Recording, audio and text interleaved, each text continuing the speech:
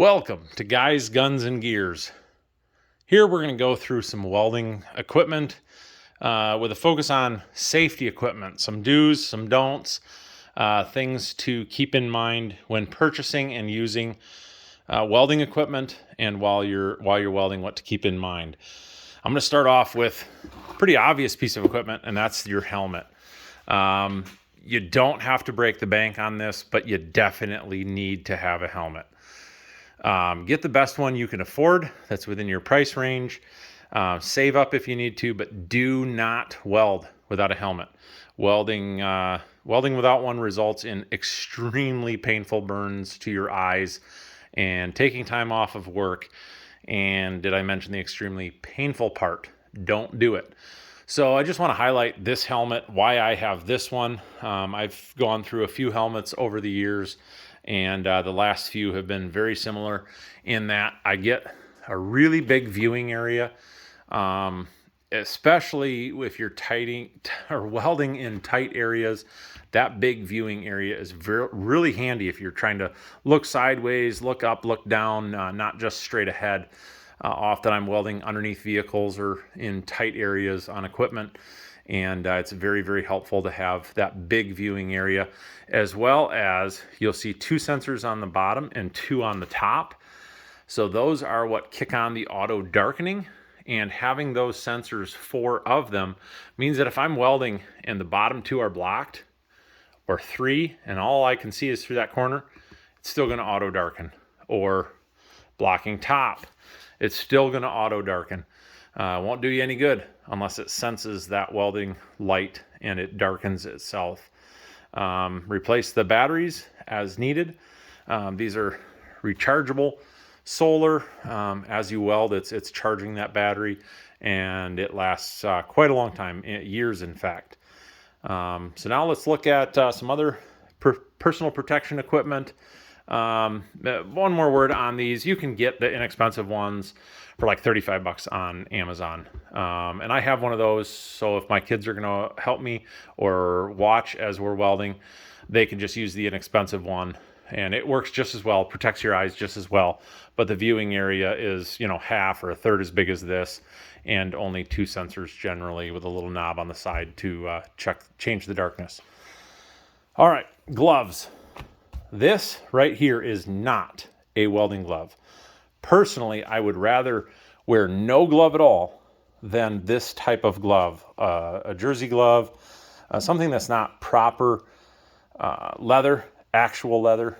You get a piece of slag in here, it'll melt right through this in a matter of a partial second, and it'll actually rattle around inside your glove and cause all sorts of burns on your digits.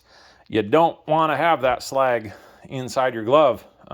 That's when you see gloves go flying across the shop because the guy's welding and he flips it off his hands really quickly. Generally not fast enough to stop from burning himself.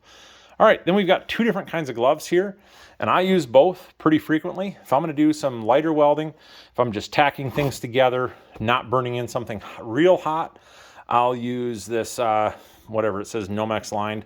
But generally, this is considered a TIG welding glove. I believe it's actually rated for MIG as well. But it's thin, and it actually keeps a little bit of finger dexterity for handling smaller pieces of steel when I'm welding. I generally go to these unless I'm doing some heavier welding, and then I'll use these much thicker gloves that have quite a bit more insulation and will keep my hands cooler for longer.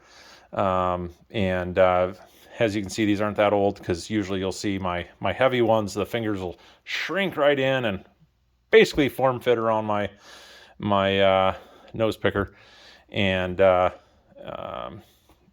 then eventually they're unusable. Get yourself a good pair of welding gloves. On that note, let's look at boots. You wouldn't necessarily think boots come in to play, but remember how the glove gets tossed around the shop because the slag goes inside? I've also seen shoes go flying across the shop because a piece of slag gets inside that tennis shoe, and it'll melt right in, and then it'll bounce around in your foot as you're shaking your leg around. And I've seen actually lace-up boots get kicked off because a piece of slag went down. Always wear proper lace-up leather boots. If you're going to wear cowboy boots, make sure they're good ones that are leather, and the pant goes over the boot. I would not weld in chore boots, because if you touch hot steel after you welded it, your chore boot just melted to it. Things can get really interesting really quickly. Of course, I'm coming from a farming environment, so that's why the chore boots in welding. Just don't do it. Wear a good welding jacket. This can double as a welding blanket if need be. I've got a couple of these as well as a welding blanket. But if I'm going to do any real amount of welding, I'll throw the jacket on. Sure, you can weld in short sleeves and just man up and deal with the burns on your arms if you're, you know, that cool. But who wants to have third-degree burns and, you know, basically sunburn that looks really silly because you're usually at least smart enough to wear gloves, so it starts at the top of the glove and ends at your t-shirt. So just throw a jacket on or a proper long sleeve shirt, not a t-shirt material. Don't weld in sweatpants. Use proper jeans or good heavier pants. Same thing, it's just going to buy you some time before that slag burns a hole inside and goes for a ride as you run around the shop screaming bloody murder because it really hurts. All right, lastly on welding equipment, if you're using things that make other things hot and potentially flammable, please do so with a fire extinguisher handy. I know in a pinch you can put out a fire with lots of things, but have a fire extinguisher handy. Work smart. Remember, shop rags, extremely flammable, smolder for a very long time. So when you are done welding, make sure that the items that are cooling are doing so in a safe place with nothing flammable nearby. If you smell fire, check it out. Don't just assume it's whatever you welded that's cooling. In fact, one time I was welding, smelled burnt hair. It was nasty. Didn't know what it was until I looked down and realized it was my stomach hair that was burning, because the grinding that I was doing, the sparks were going against my shirt, had burned a hole in my shirt, and was burning my stomach hair.